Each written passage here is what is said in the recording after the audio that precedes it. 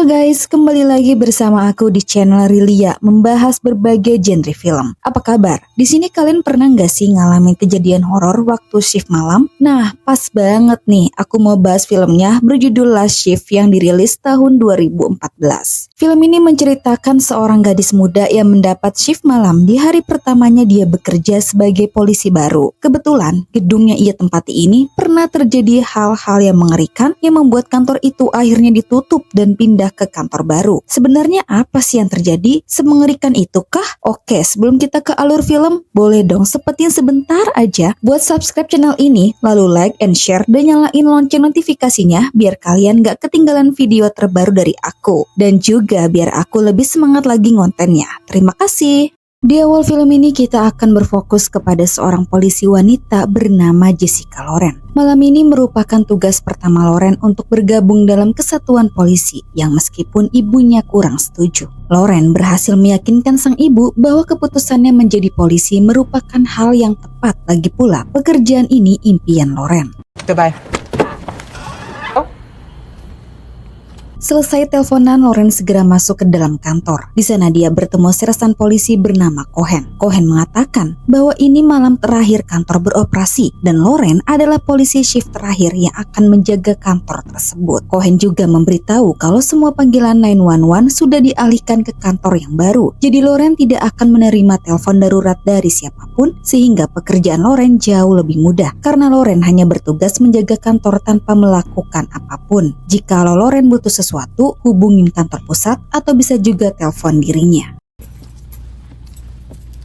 That's Holden. You don't have to go down there. Let's go, rookie! Yes, sir.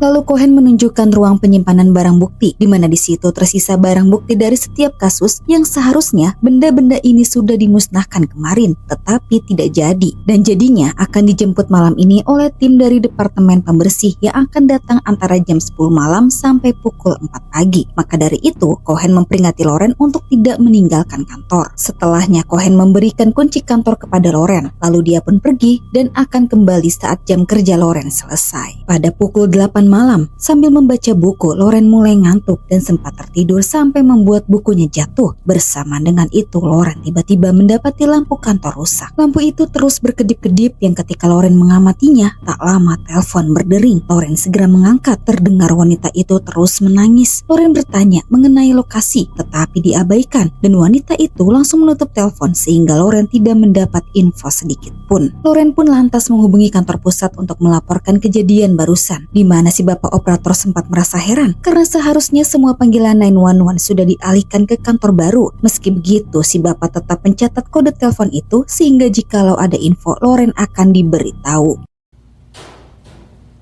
Baru juga menutup telepon, Loren mendengar suara gaduh. Loren pikir itu sersan Cohen. Untuk mastiin, dia mengikuti sumber suara yang mengarah ke ujung lorong. Setelah diperiksa, Loren tidak menemukan apapun. Tak terasa jam sudah menunjukkan pukul 10 malam. Waktunya Loren istirahat. Loren bawa bekal roti. Baru setengah gigit, Loren merasa ada sesuatu di dalam mulutnya. Yang pas ditarik ternyata itu rambut. Loren langsung muntah dan gak mood buat lanjut makan. Jadinya sisa roti itu pun dibuang.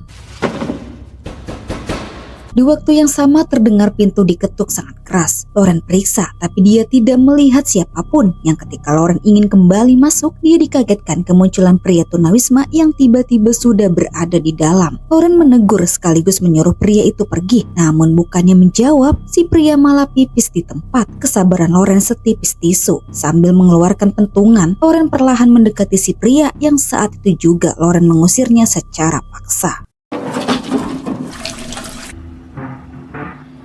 Setelah membersihkan bekas pipis si pria, Loren mendengar suara bising yang ketika dia mencari sumber suara, Loren tanpa sengaja melihat sepasang sepatu si pria. Lantas Loren membawanya keluar.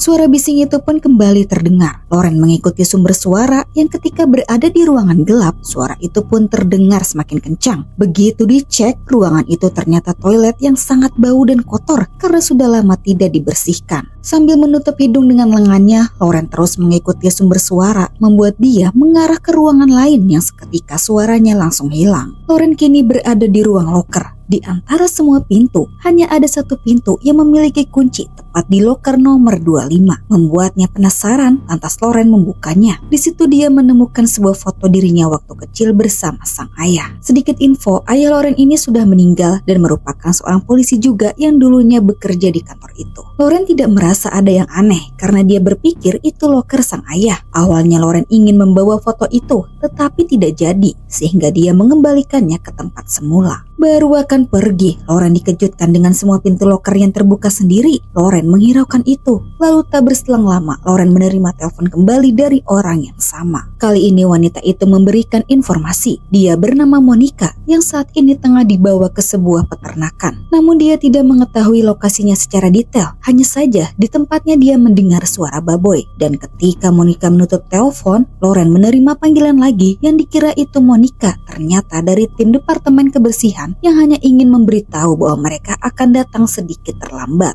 Sanford Police Department.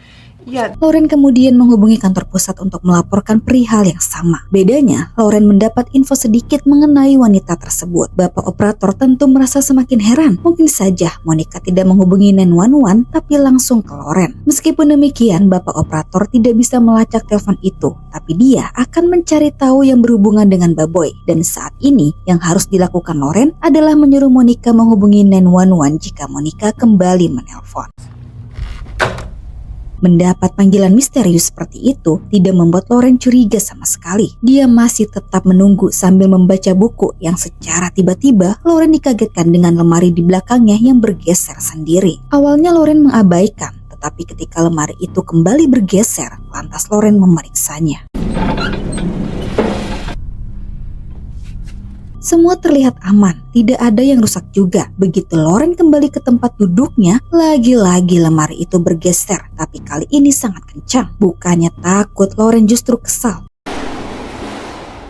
Di saat dia ingin menggeser lemari ke tempat semula, di waktu yang sama Loren mendengar suara gaduh. Lantas Loren pergi mengecek. Loren mendapati ruangan itu yang barang-barang di sana sudah pada berjatuhan. Untuk berjaga-jaga, Loren mengeluarkan senjata. Baru akan memeriksa, Loren mendengar suara gaduh dari arah lain. Merasa kantornya dimasuki orang jahat, Loren meminta bantuan melalui HT, namun tidak ada jawaban. Yang ketika dia mengulangi panggilan darurat itu, malah terdengar suara banyak orang tengah bernyanyi. Bersamaan dengan itu, lampu tiba-tiba padam disertai alarm yang aktif sendiri. Loren mulai merasa takut, tapi dia harus tetap berani, karena bagaimanapun juga ini tugas Loren menjaga kantor. Secara perlahan, Loren memeriksa sekitar, yang di situ terdapat pria tunawisma sedang mengacak-ngacak kardus berkas dokumen. Berarti yang sebelumnya itu perbuatan si pria. Entah apa yang sedang dia cari. Loren segera menyalakan lampu, yang kemudian Loren melumpuhkan si pria, yang ketika ia membawanya masuk ke ruangan, secara tiba-tiba pintu tertutup sendiri. Bersamaan dengan itu, lampu kembali padam dibarengin suara teriakan wanita. Suara tersebut membuat si pria marah sehingga menyerang Loren, yang untung saja Loren berhasil melumpuhkannya kembali dengan menyetrum listrik si pria sampai dia pingsan. Kejadian ini terjadi di jam 12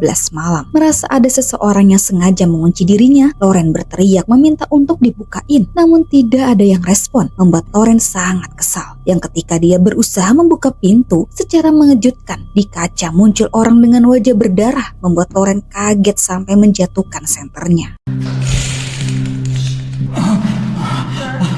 Di kondisi gelap gulita, Loren kesulitan mencari senter. Dan di saat itu juga, Loren mendengar suara batuk. Merasa si pria sudah sadar, Loren menyuruhnya untuk tidak bergerak. Yang kemudian senter Loren tiba-tiba ada yang mengambil. Berpikir itu si pria, Loren menyuruhnya untuk kembalikan dengan mengancam dirinya punya senjata. Tetapi seketika, Loren terdiam saat senter itu diarahin ke si pria yang ternyata masih pingsan. Entah siapa yang megang senter itu. Loren pun tidak mendapat jawaban karena orang tersebut hanya diam ketika ditanya. Loren berlari ke pintu menggedor-gedor berharap ada yang mau bukain. Di tengah ketakutan Loren, orang tersebut berbicara gak jelas kepadanya. Yang tanpa Loren sadari, di sampingnya berdiri sosok 3 orang berwajah menyeramkan. Hingga setelah itu lampu menyala sekaligus pintu terbuka. Lantas Loren segera keluar mengunci si pria di dalam. Setelahnya Loren berusaha menenangkan diri. Tak tahan dengan semua ini, Loren segera menghubungi Sersan Cohen untuk berhenti dari tugasnya. Yang setelah dipikir lagi, Loren pun membatalkan rencananya tersebut karena tak ingin dianggap lemah dan mudah menyerah dalam menjalankan tugasnya. Loren pun mengunci setiap pintu untuk mencegah ada orang lain masuk tanpa izin seperti si pria tunawisma. Dan justru Loren bertemu dengan seorang wanita yang kebetulan sedang sebat tepat di belakang gedung kantor ini. Karena tidak ada kepentingan, Loren menyuruh si wanita itu pergi, namun tidak dituruti. Si wanita yang bernama Marigold bercerita kalau dirinya pernah dipenjara di kantor ini. Dia tahu semua mengenai kasus terakhir yang terjadi di sini. Kasus itu cukup menghebohkan kesatuan polisi yang menjadi penyebab kantor polisi ditutup dan pindah ke kantor yang baru. Kasus tersebut melibatkan 3 bersaudara, 1 laki-laki dan 2 perempuan. Mereka menyebut dirinya sebagai keluarga Payments, di mana keluarga ini merupakan pemuja raja iblis neraka. Mereka meyakini bisa mendapat kebahagiaan dan kesejahteraan dengan serangkaian ritual penumbalan kepada sang raja. Maka dari itu, mereka menculik banyak gadis muda dan membunuhnya sangat kejam. Perbuatan mereka ini pun diketahui 2 polisi yang salah satunya mendiang ayah Loren. Ayah Loren dan rekannya pun segera membawa keluarga Payments ke kantor ini untuk diinterogasi. Tetapi tanpa diduga, sesuatu hal terjadi di mana keluarga Payments membunuh ayah Loren dan rekannya, lalu melakukan bundir dengan cara menutup kepalanya menggunakan kain dan gantung diri tepat di salah satu sel di kantor ini. Dan yang terjadi kemudian, tubuh ketiga keluarga Payments dinyatakan menghilang dan belum ditemukan sampai saat ini. Marigold juga memberitahu bahwa waktu keluarga Payments ditahan, setiap malam dia selalu menyanyikan lagu mengerikan. Meski jasad mereka hilang, roh iblis itu pun masih menyelimuti tembok-tembok gedung kantor ini. You okay?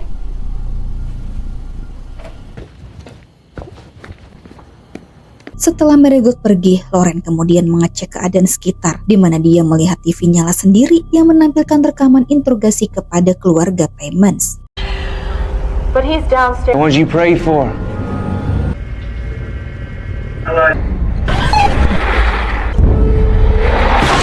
Teror kali ini lebih intens sampai main fisik. Loren kemudian menerima panggilan dari Monica, di mana dia berkata bahwa semua gadis telah mati, juga selalu menyanyikan lagu yang saat itu juga Monica menyanyikannya. Mendengar itu, seketika Loren terdiam karena lagu tersebut persis seperti dia dengar kemarin di HT. Lalu Loren menanyakan nama belakang Monica, yakni Monica Young. Di sini Loren sudah merasa ada yang janggal, di mana dia memiliki firasat bahwa Monica korban dari keluarga Payments. Maka dari itu Loren bertanya ke Monica. Monica mengiyakan kalau pelakunya Payments. Loren tak menyangka keluarga Payments ternyata masih hidup. Lantas dia menghubungi kantor pusat untuk melaporkan segala info yang sudah ia dapat. Namun hal itu membuat bapak operator tidak percaya karena saat ini keberadaan keluarga Payments tidak diketahui dan sedang dalam pencarian. Jadi bapak operator memberikan sebuah nomor, menyuruh Loren cari tahu informasi lain yang berkaitannya dengan keluarga Payments.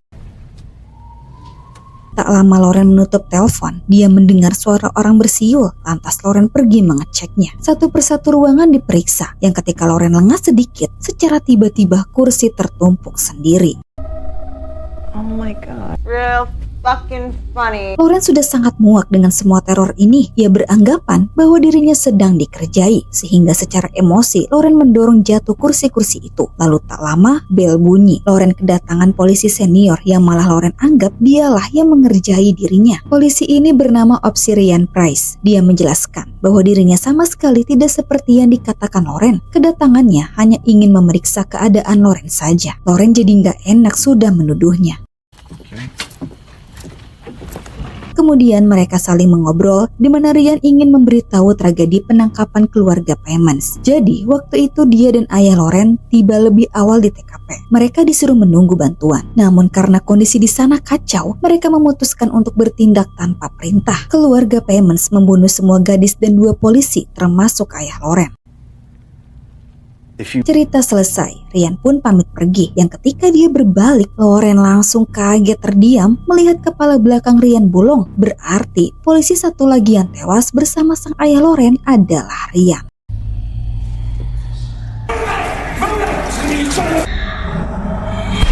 Kemudian Loren mendengar suara keributan di sekitarnya, namun tidak nampak orang.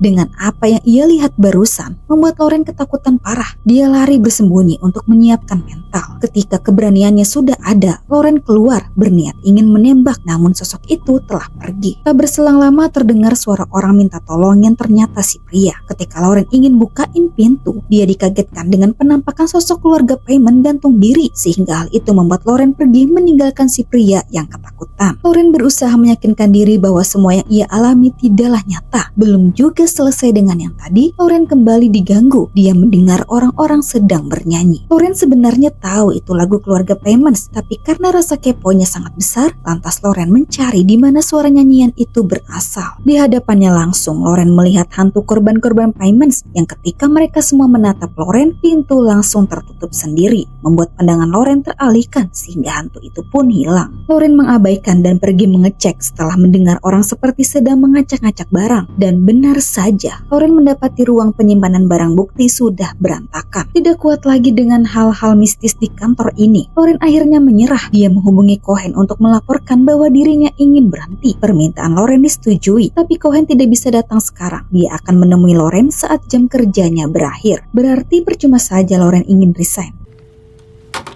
This is Joe.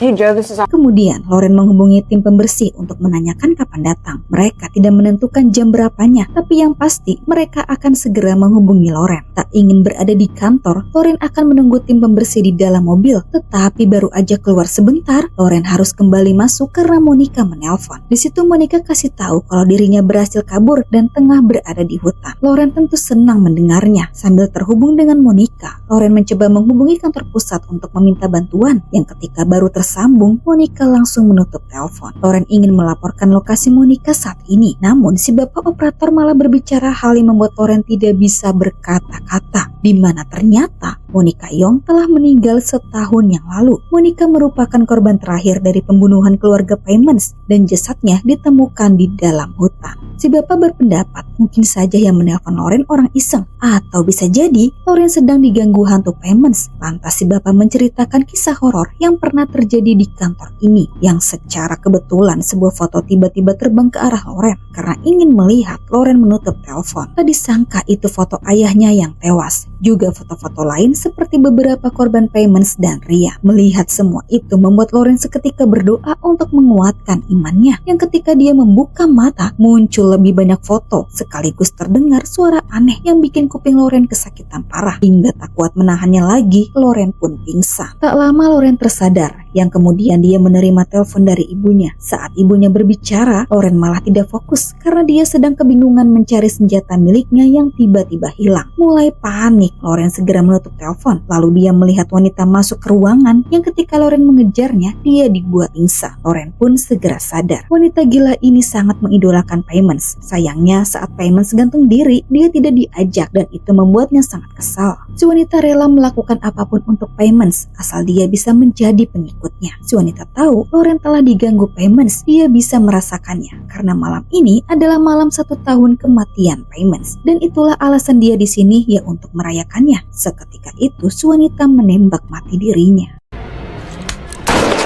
Loren jelas kaget banget. Di depan matanya langsung dia menyaksikan orang bundir. Loren segera cepat mengambil senjata miliknya yang sempat dicuri si wanita. Lalu kemudian dia menerima telepon dari Monica lagi. Loren yang sudah tahu tidak lagi percaya dengan Monica, di mana hal tersebut membuat Monica mentertawakan Loren sangat keras.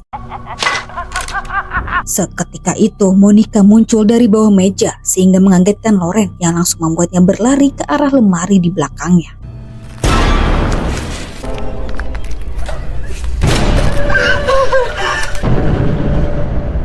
Setelah Monica pergi, Loren segera cepat ke pintu depan, namun anehnya tidak bisa dibuka, bahkan kaca itu pun kebal terhadap tembakan.